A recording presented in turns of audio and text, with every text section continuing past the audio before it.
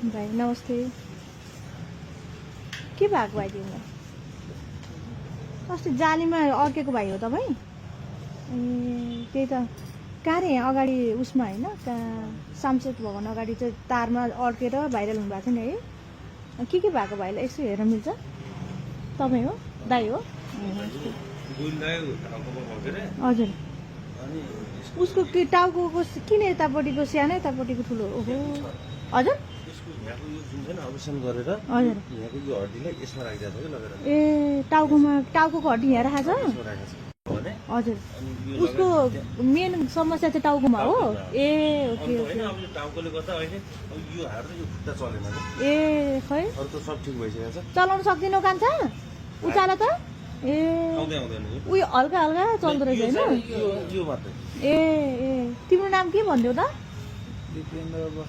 दिपेन्द्र बस्नेत। घर कहाँ? दैलेखो हो। कति वर्ष भयो? 27। ए अनि तिमीलाई कति गते चाहिँ यस्तो दुर्घटना भएको तिमीलाई थाहा छ? 23 गते। ए सबै रहेछ त होस् त फेरि।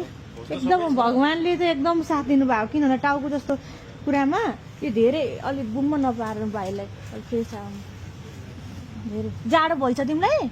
ए जाडो भइछ अरे ल सुन्नु न तपाईँलाई यहाँ सहयोग आएको छ दिदीले सहयोग लिएर आएको छु है।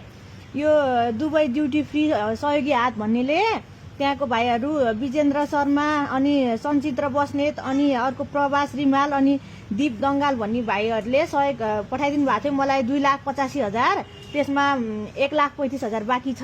उहाँहरूको सहयोग अरू ठाउँमा नि दिएँ होइन। अब तपाईँलाई 1,35,000 दिन्छ होस् भाइ ल कान्छाले त।